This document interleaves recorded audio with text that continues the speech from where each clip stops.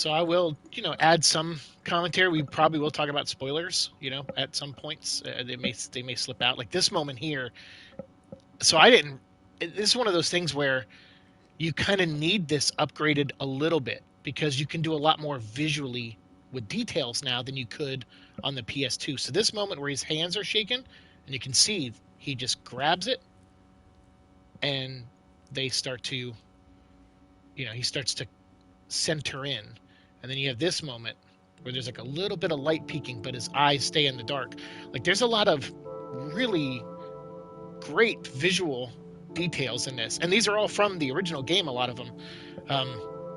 But seeing them with more detail just helps the emotional impact just a bit more. Just a bit, at least in my personal opinion. This is one of those games I thought should have never been remade. And I gotta say, after playing it, I'm glad it was remade. This is a darn good version of this game, in my opinion. Mary. So I'm gonna stop talking. I'm gonna let James take over here, Be in this town. and then we'll dive into the rest afterwards. But look, he's in the dark, and he comes out into the light, and the light is the safe space, right, from his mind, where he no longer knows what he did. And again, just really interesting to think about this game on this level like this. Cue the music. In my restless dreams, I see that town. Silent Hill. You promised you'd take me there again someday. But you never did. Well, a place waiting for you.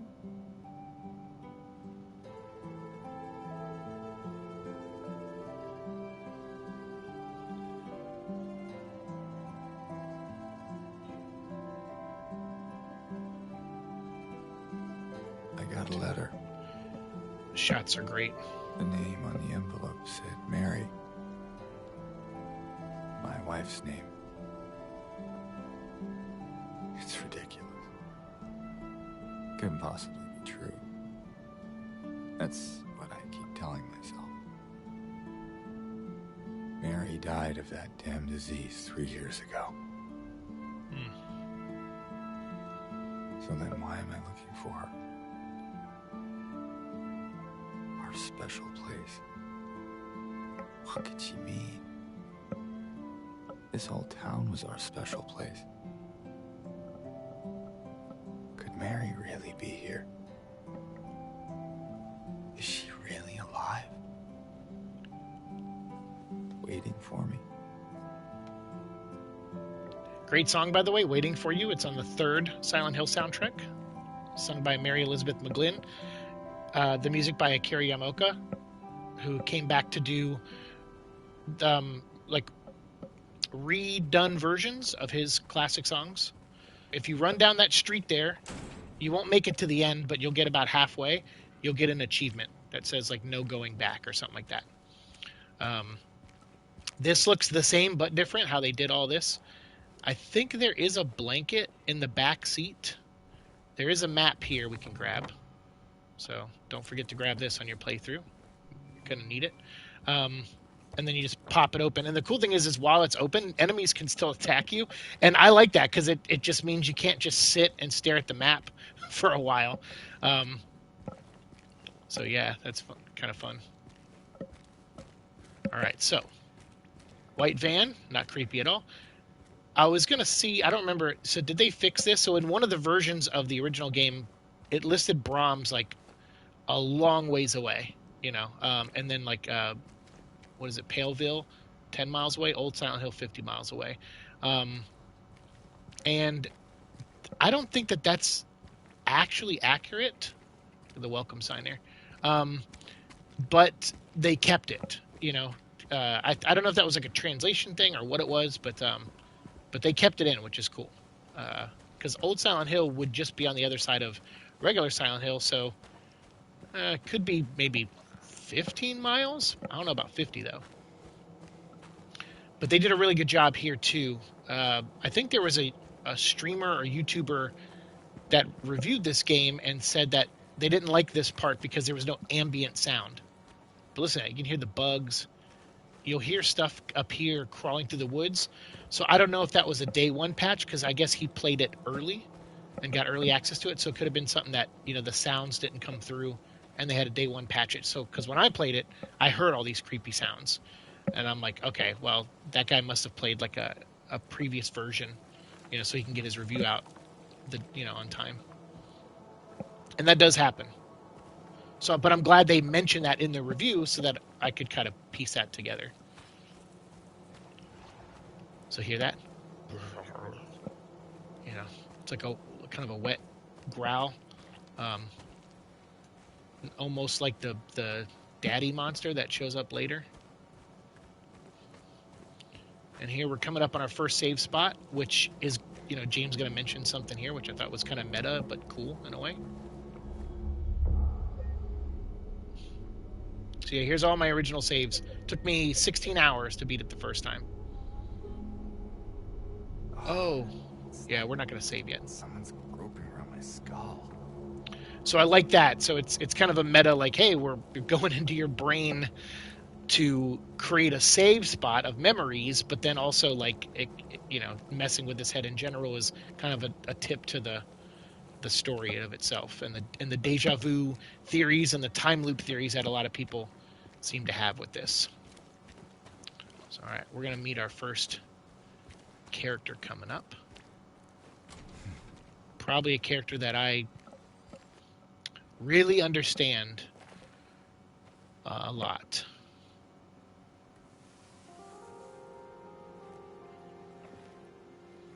And a very tragic character. I don't know why James didn't verbally say something. Excuse me. Because that is sorry. so the wrong way to approach. Hey, it's okay. Especially a young woman in the graveyard I'm kinda by lost. herself. Lost?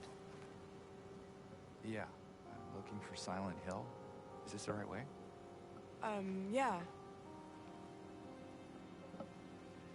It's hard to see with this fog, but there's only the one road. You can't miss it. Thanks. But Yep. I think you should stay away. This town, there's something wrong with it. And it's not just the fog either. Is it dangerous?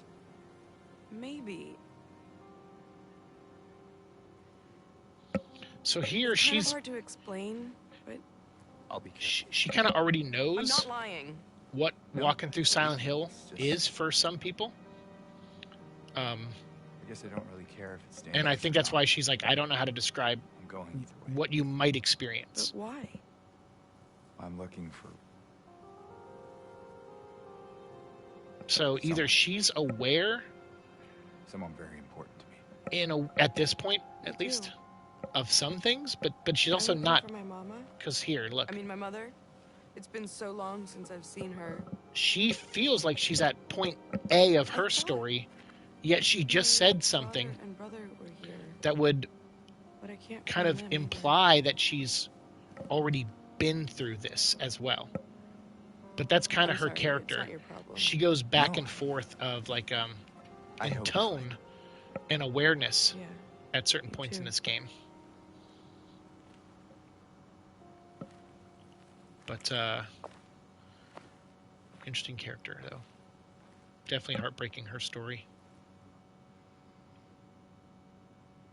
And you can go back and talk to her. So there's just a chance here to get a little bit extra dialogue if you want it. Did you want anything else? No, it's just this fog. Does it seem unsettling to you? I guess. It's just through the gate and down the path. You'll Cool. get there in no time. So I don't think you can say anything else to her now. But that's cool. That little building there just looks awesome. It's like a mini church, mausoleum type thing. But I wish you could go in it. You cannot. just because it looks so cool from the outside that I'd like to inspect it from the inside. As far as I know, there's nothing else out here. This is New Game Plus, so they might add stuff. There's also these little pictures that you can find throughout the game, and it was cool because I was like, what are these? Like, what is the function of these? Because they kind of seem like they're referencing things also in a meta way, which again feeds to the time loop theory that a lot of people have. But those photographs, there actually was a code to them. There was a deeper purpose, and someone figured it out and cracked the code. I love the cornfields, by the way. It's just seems so scary, and also makes you really wonder, where Silent Hill is. I think Silent Hill's always been like it could be anywhere, kind of place. Like it could be in the West Virginia area. It could be, I know the movies kind of built theirs off of Centralia, Pennsylvania. Then you have like Toluca Lake, which is in California, but there's another Toluca Lake elsewhere in the U.S. So it's kind of neat. They kind of keep it ambivalent, which I kind of like. Same with Raccoon City and Resident Evil. It's just kind of, hey, it's a Midwestern town, whatever. It doesn't matter where it is. It's in this case especially because it's also kind of a state of mind in a way. Oh, is that a chainsaw? Oh, that's right. That's a New Game Plus thing, I think. So the Silent Hill Ranch, this font, this is just a little fun Easter egg. They used like Comic Sans or something. I think it was in the remake or one of those terrible versions of Silent Hill 2. So if you break the code and put the camera in that barn, to the right through the door, there's the Comic Sans sign. The creators of this game put it in there as an Easter egg for people who can break the map on their PC and stuff and go beyond the limits of the walking area of the game. So that's kind of fun. All right, Lumberjack Trophy unlocked. Sweet. All right. Cool. Yeah, none of these areas you can... Oh, yeah, this area you can walk into, though. I forgot. Went to town to get the window fixed, spare keys in the drawer. Yeah, because we can't open that gate out there without the key. Hello? Anyone in here? Yeah, we don't have the light yet. But look how dingy this place is. They did such a good job on this game. Shout out to Bloober Team, who, I was nervous about. I mean, I think they've made a couple good games, but I also think they've made a couple games that I wasn't personally a fan of. So I was curious, and the game looked good from the trailers and stuff we saw, but they didn't really ramp up the marketing for this till like maybe 2 months before it came out. So a lot of people were nervous about this game, and some people just straight out boycotted it. They're like, no, too many remakes or whatever. And I'm just like, well, I'm curious. Like I'm just always a curious type when it comes to stuff. And yeah, remakes, I feel like, like with movies, you're kind of like, I don't know if it really needs it. But then I always think of the Resident Evil 1 remake and how much I love that. Even probably more so than the original. And I know that may be blasphemous for some people. I still love the original a ton, but I really love that RE1 remake. So then 2 came out, and I like the RE2 remake a lot. I think I might still like the RE2 original more, a little bit, because the zapping system was done better, the continuity. But I still like the 2 remake a lot. And the 4 remake of Resident Evil, I think I like that more than the original Resident Evil 4. So here, you have these moments here. Originally in the old game, James would go through that area there and go down in that tunnel, and that's where he would fight the first monster. So that was like a little meta memory deja vu moment to say like, hey, we know that's what happened there before. So already you're like, 10 minutes into this game or 15 minutes into this version, you're already experiencing something a little different. So you think you know what to expect, but you're not going to get everything exact the way it was. And I think that was cool. I think that was and smart. And even though they do keep a lot of the themes and character moments the same, they do change some things up, and I appreciate them taking the risk. And I think it paid off. I think this game was awesome. I feel like I was still right to be nervous about it, but only because I wasn't hating on it. I was just nervous.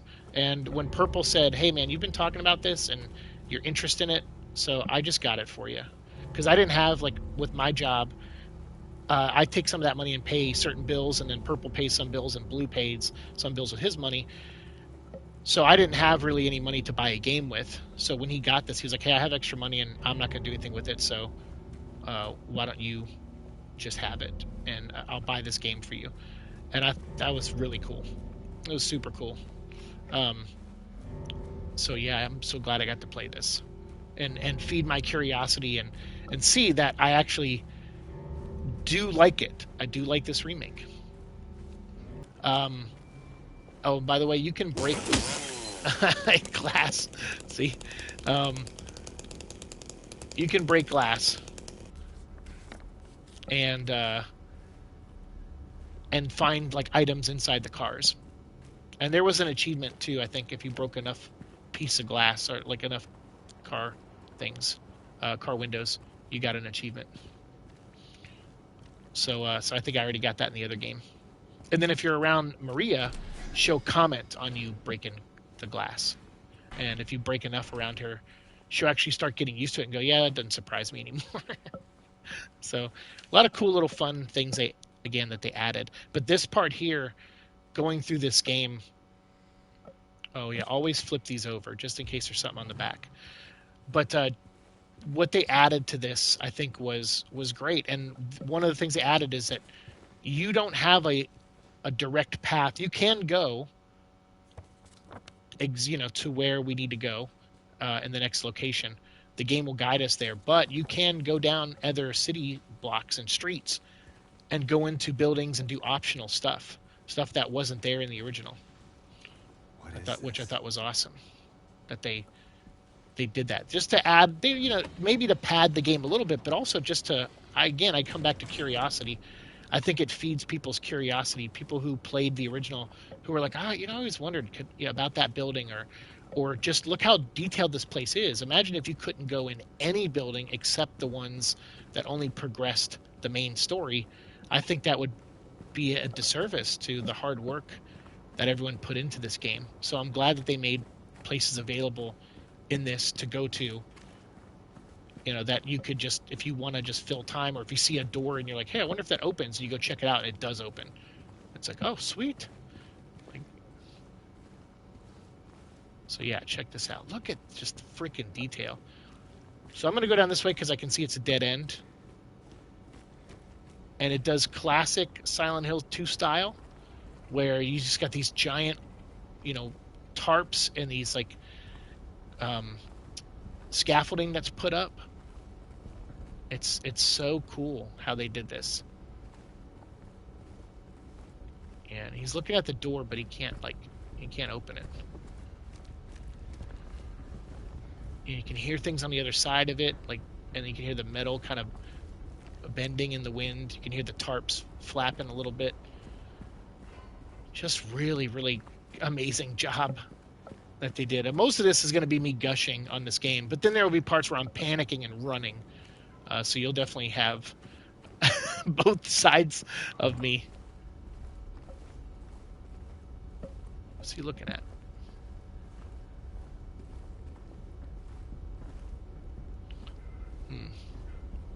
Yeah, these are just so odd, right? Like, imagine if you walked into a town and just saw this, like, blocking off a whole street. Like, what's the purpose, even? Because there's parts later in the game where you're on the other side of that wall, and it's just you're on the other side of that wall, and it's like, well, what's the point of just having that there, just to impede your journey?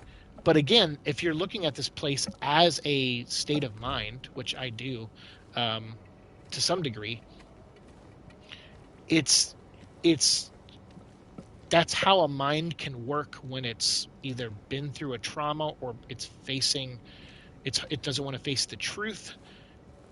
This place is not making an easy path for James to find the truth. And that's kind of, so it's going to be a struggle, and it's going to be a little bit of torture for James to really know and learn what he's done and what he's been through. Trash bag in front of that door. I don't know why we can't just kick that trash bag over, but and then we got the cutscene.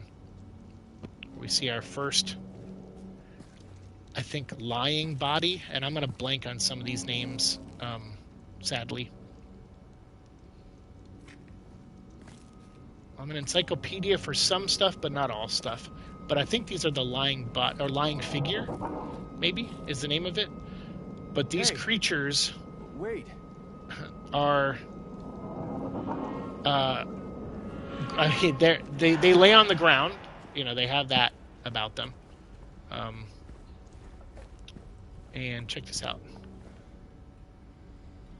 So you can see in there. So we can't.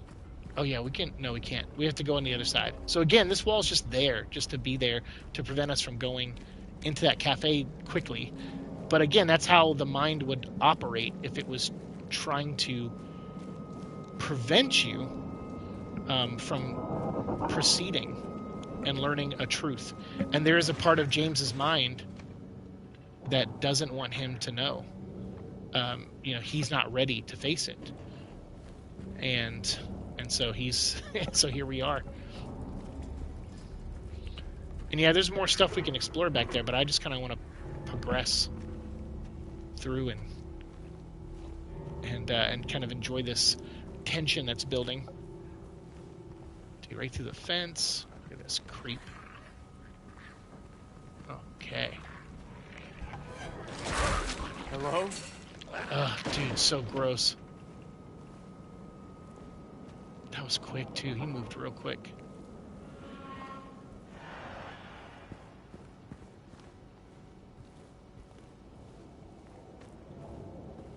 Oh, dude, yeah. So, here we go.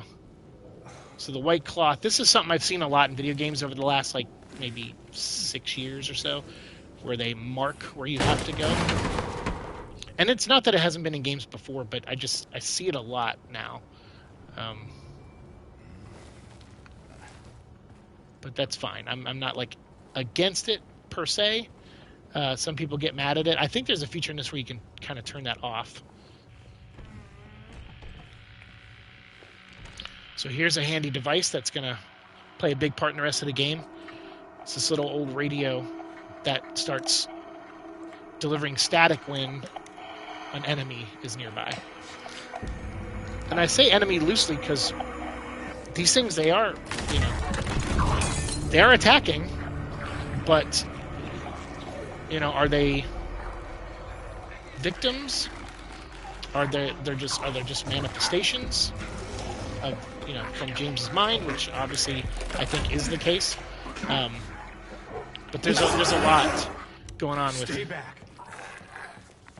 Oh shoot! See?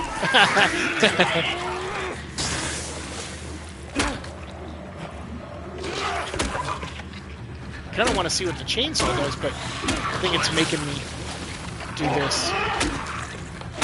Get him! All right, or it, or whatever it is.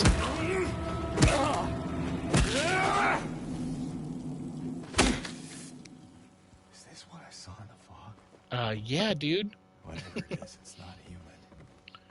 If you get hurt and you heal pretty quickly after you get hurt, that means you kind of care about your life. You don't want to die, right? And so that sends like a subtle message to the game that, hey, I care about James's well-being, and so therefore James cares about his well-being, and that could affect your ending too. Again, on your first playthrough.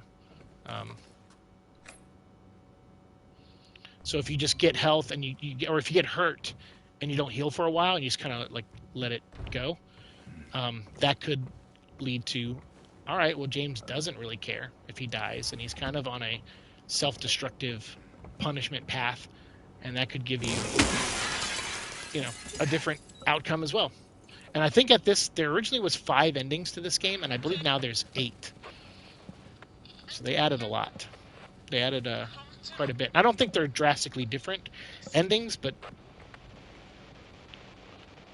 I think one of them plays into the loop thing. And speaking of the loop, so I was talking about that earlier with the photographs. We haven't found one yet, but those photographs, someone cracked the code where if you get all the photographs and you follow the kind of the code in them, it spells out, you know, you've been here for 20 years. And some people have interpreted that as okay, James has been here for 20 years, trapped in Silent Hill in this time loop, just revisiting things with some events happening slightly differently than before in this case, um, but still on this endless loop. I personally don't. It's an interesting theory, and I certainly like talking about it, but I don't agree with it because that means Angela and Eddie and Laura are also stuck in this loop, and Laura didn't do anything, in my opinion, to be trapped in someone's loop. Where are She's you, Mary? innocent. Laura is, and I also don't think Angela really did anything. She, I mean, kind of and not. Like, so Angela, her story is that she was, SA, she assaulted when she was younger, and by her father, and you're going to see that as we get to that portion of the story with her boss fight and stuff. It is very intense. It's not something I can handle very well, even. And, oh, sorry.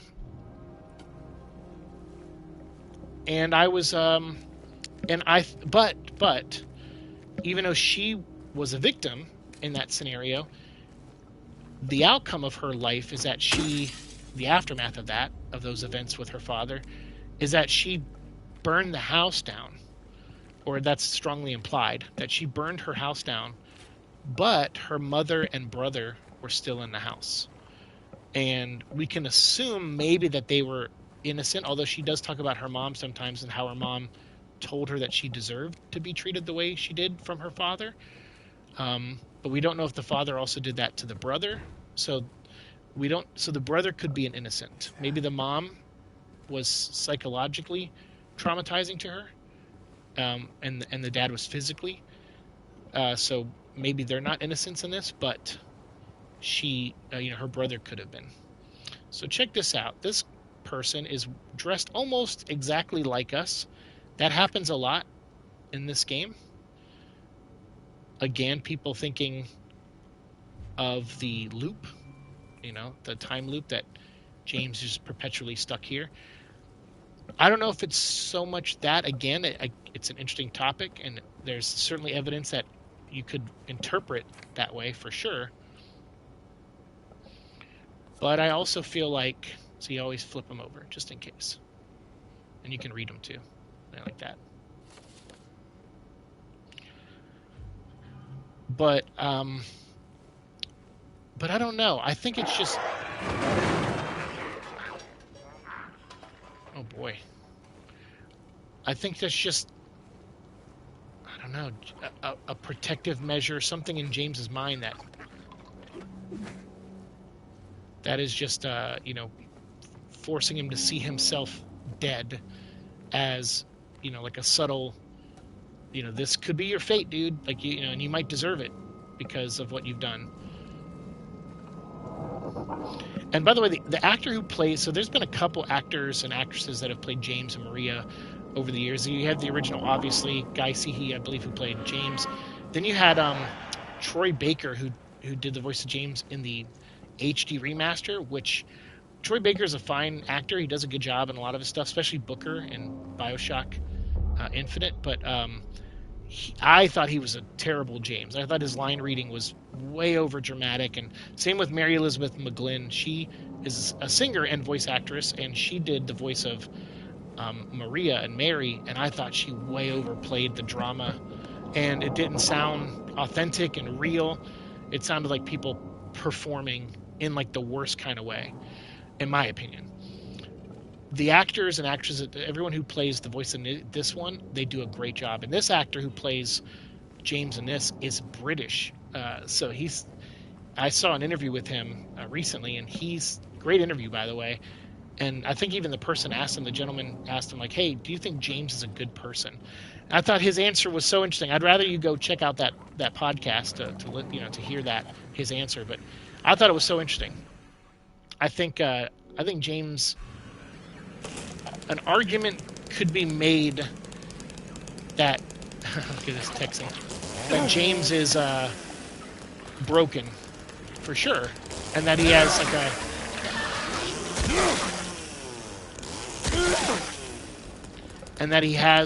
trauma of his own and things of his own that he's gone through. And there's certainly evidence of it in this game. Even evidence in this game that says James might have been a patient at Brookhaven, if you want to look at it that way. Again, I think some of the fun of this game is the theories and interpretations. I think a lot of people have some really interesting ones.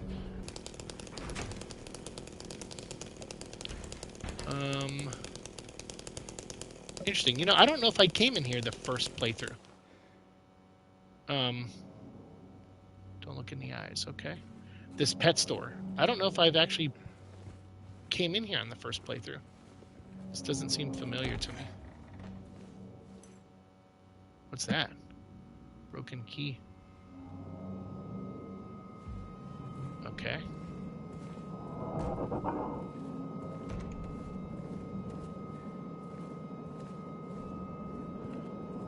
Interesting. That's cool that I'm in a new environment, like that I haven't been in before.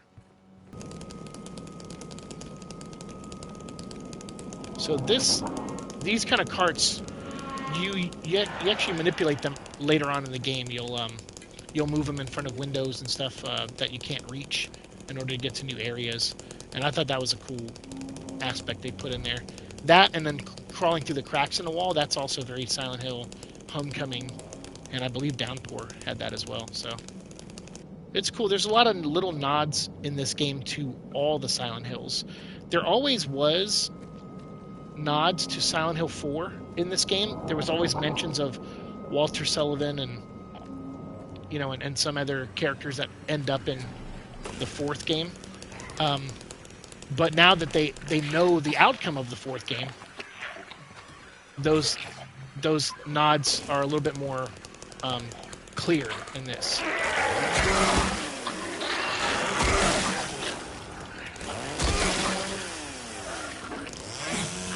Oh, dang, you got me. Oh, dude. Splurge. Oh, dang.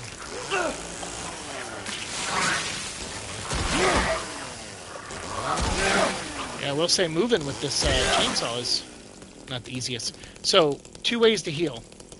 We can hit the triangle button once on the PS5 controller, and that will give us like the little jar of liquid, like the aspirin bottle type, and that'll give you a little bit of health. If you hold the triangle, though, that will give you more. It'll use the syringe, and that'll give you more health. But we're not going to heal just yet. We're going to do that thing where we don't care much for James a little bit. See what happens. So we got glue.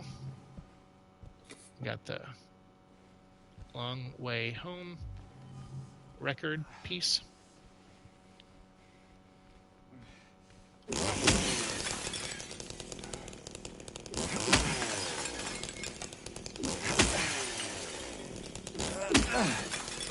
One of these has something in it, I think. Yep, right there.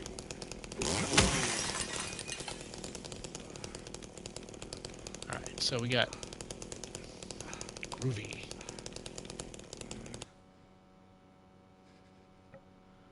Okay. Unlock this. Oh, shit. Let's go ahead and heal. We just won't heal fully.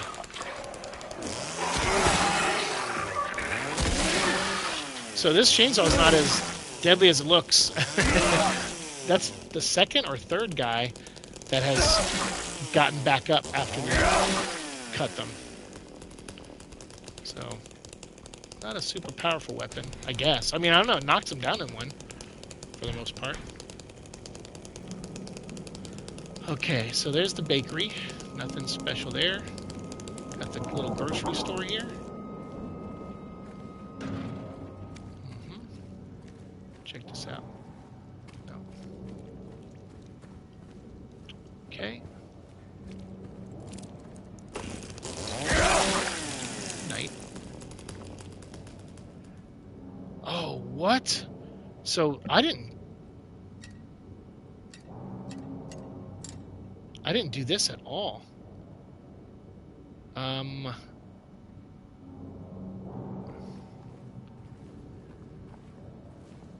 I definitely did not open that. I don't. Is that a new game plus thing? Maybe.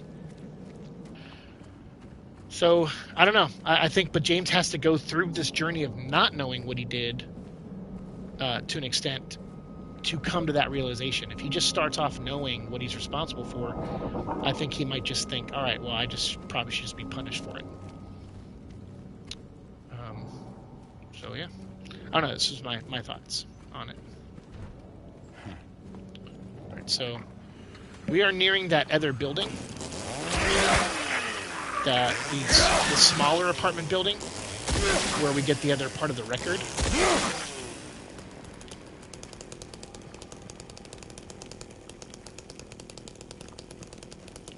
So we're gonna head there. I just want to check this surrounding area, make sure there's nothing else we gotta get.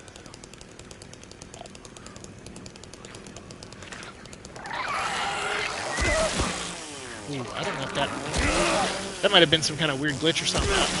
I think we were too far away to actually do that. But hey, a win is a win.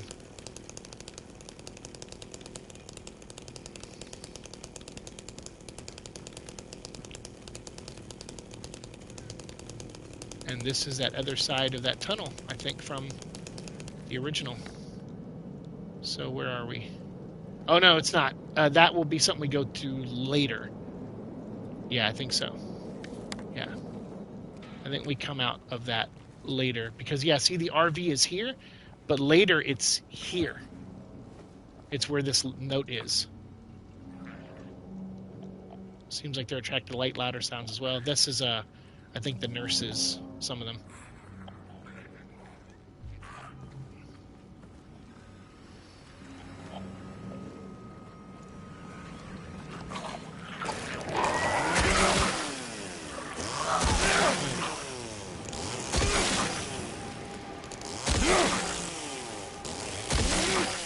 So later on in the game, there is a save spot inside this trailer. I don't know if it'll be here now. It could be. But I did not come in here the first time. This place, all it's ever brought me is pain and misery. And then that's it. So yeah, so this is my first time coming in here when this is over here. Look, there's a mannequin top there.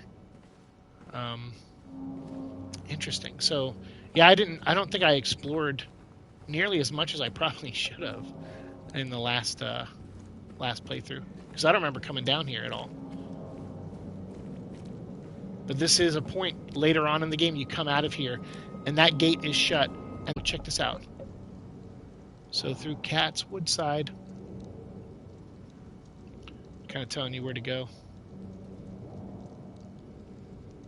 Oh, and it's look, it's marking some certain areas,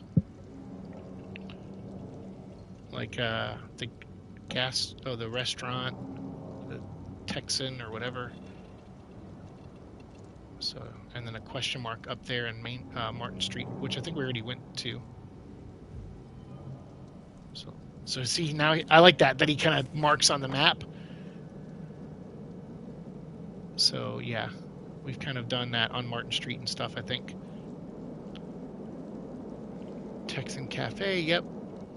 We went in there and nothing happened. We still got to go to Neely's Bar. We're going to go to the apartments, which is right up here, coming up. Boom. All right, everybody.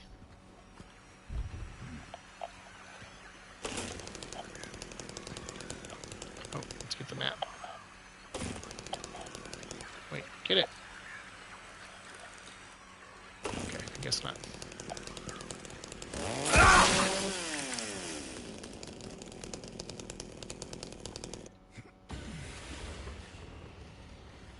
Boom. You're done pushing.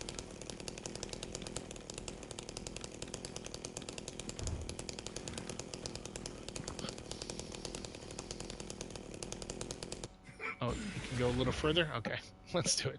Why not? We'll be completionists. All right, key to room 5. So again, I think all of this is new. I'm pretty sure. Apartment 5 left his key, says there's a leak from upstairs. Gotta check it out. So obviously the leak is above, but we're still gonna go check everything out. What's up, blue shirt?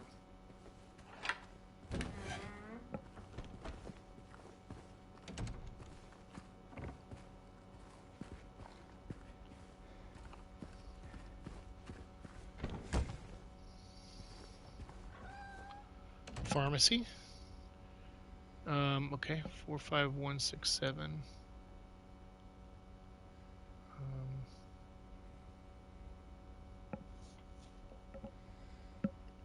I wonder if one of those is the password to the dog thing. I don't know. Or not the dog thing. What was it over there that we didn't get into?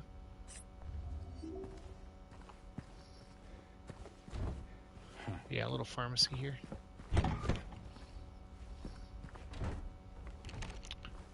Okay. Locked. Alright, so let's check the map.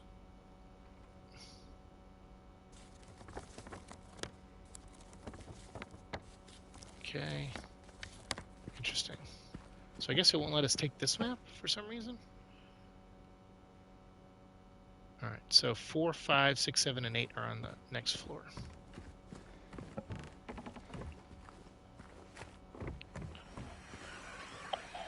Jeez. Already with this. Oh, it's a bug.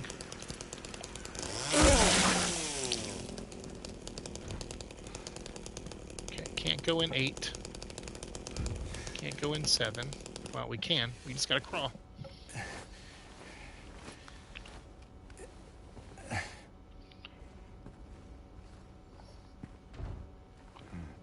So you can break the TV if you want. I'm not gonna, but you can. So now it's coming from that apartment. I keep telling them. Okay.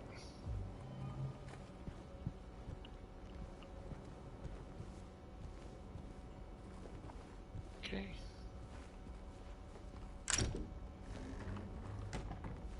So still can't. No, nothing there.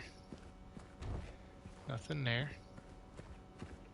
Are 6 and 7 joint apartments? Because there was a door that kind of led into 6. It looked like from 7.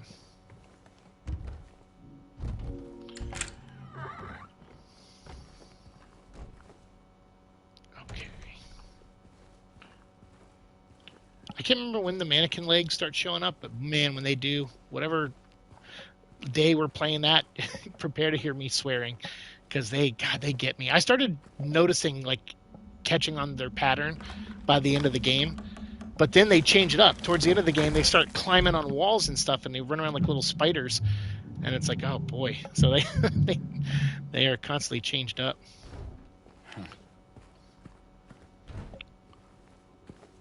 All right, so yes, we are going to go outside.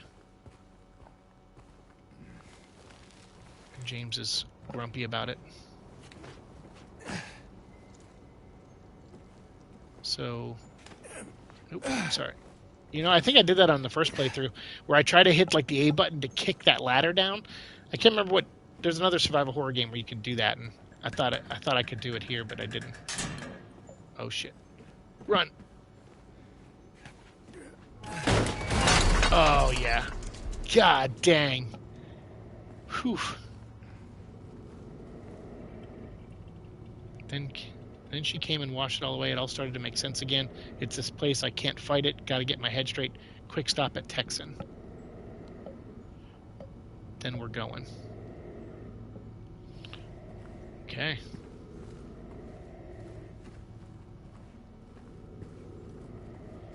I don't think that worked out for that guy. Wait. Gee, okay. So that happens sometimes too, and that's usually when the mannequin's legs start showing up.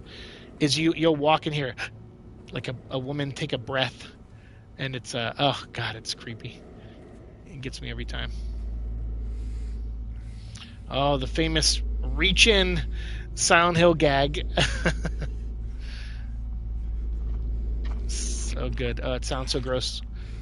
There's a point later on in the story where he has to reach into a toilet and which is a very famous moment, and so much so that even in the second or the third Silent Hill, there's a moment where Heather has to reach into a toilet, and she just looks at the camera and goes, "Ooh, gross! Who would be crazy enough to do that?" And that's obviously a nod to James here. But James will spend the rest of the game with a shitty arm, for lack of a better term. He'll reach in and get crud and crap all over his arm, and then it's there the whole game. So I can't only imagine what, like, him with being around Maria and Laura. They're probably like, dude, this guy needs a shower, like, big time. All right, so yeah, you can come out here. Oh yeah, I forgot about that. Little jump scare there. Oh my goodness. It's funny too. I don't even think you can fall off that, but my instinct held the controller or joystick back immediately as soon as I realized what was happening. So yeah, we will come out here in a minute. We got to go through here first. Oh wait, maybe we.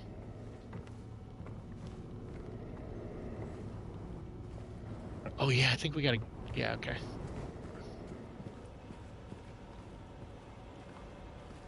think we got to go this way.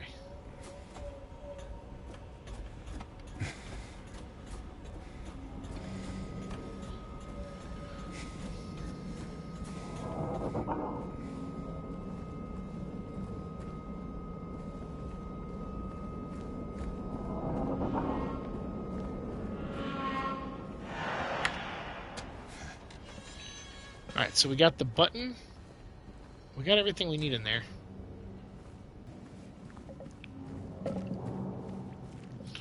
So we'll run up here. We'll get that thing, the coin. I think it's in the cash register up here at the Texan. Because basically we're going to all the places that guy went who said he's going to fix everything and get out of here. And again, that's another thing I think I've seen people online theorize, like, oh, that's maybe a version of James that decided, to try to break free from the time loop, and so he's a different James or something. And I'm like, again, I don't know about all that. Like I said, I don't really like the time loop theory. It's logical enough to where if it turns out to be actually what it is, I'd be like, okay, I guess. But I just don't like the idea of, like I said, Laura, someone who's innocent, being trapped in James's time loop. I just don't think that's fair, I guess, for lack of a better word. Wait, where am I? Yeah, I gotta go to the end. The Texan. Yeah, see, the light's on it.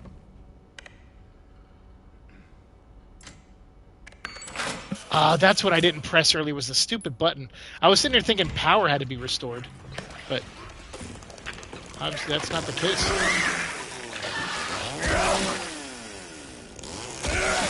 So yeah, we were here earlier, and I came in, and that's what I forgot to do, was press that button on the register. So yeah, silly me.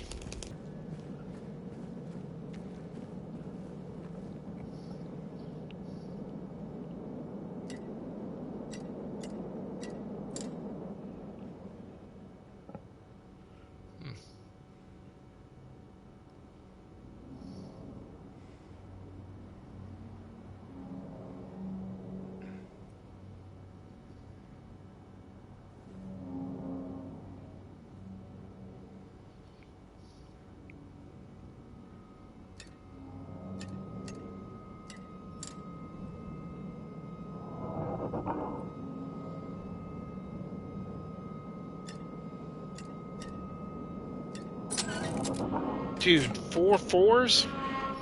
Alright. Makes sense. I think that note, maybe 4 lines of 4 words or something like that. Maybe that's what it was. I'll be honest, I looked that up because I was like, I don't want to miss out on whatever this is, because I didn't come in here the first time. So I didn't want to miss out on this playthrough. So I went ahead and just looked it up while we were running down the street there.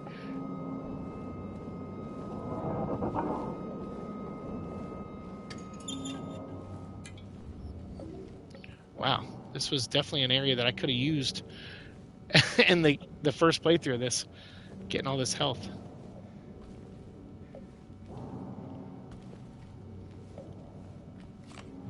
Bullets too? Holy cow, man.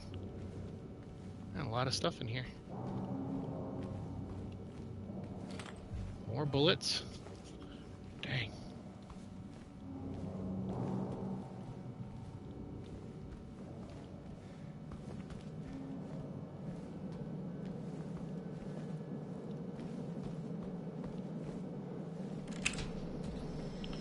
And we can go out. Okay. Awesome. So, yeah, I think we got everything in here. Cool. I'm glad we stopped here because, yeah, not that we have the gun yet, but it's nice to know that we'll already have bullets for it when we get it.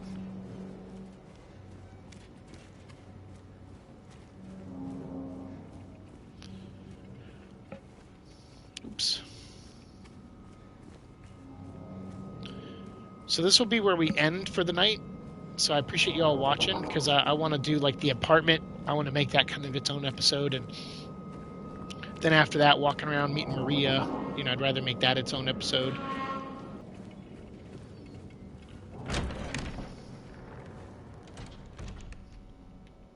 And then what is in my inventory real quick?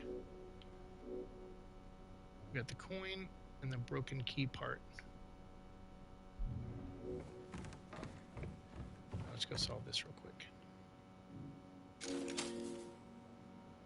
So yeah, C2.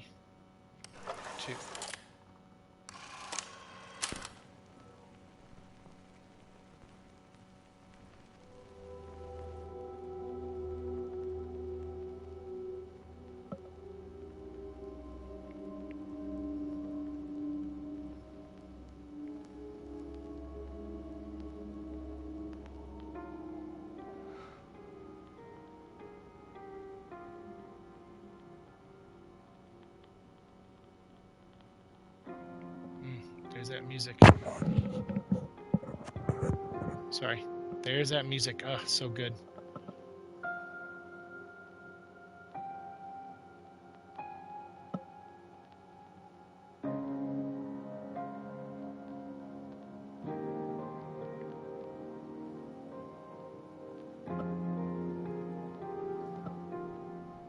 Park on the lake.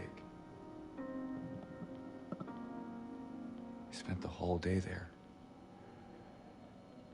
Just the two of us staring at the water.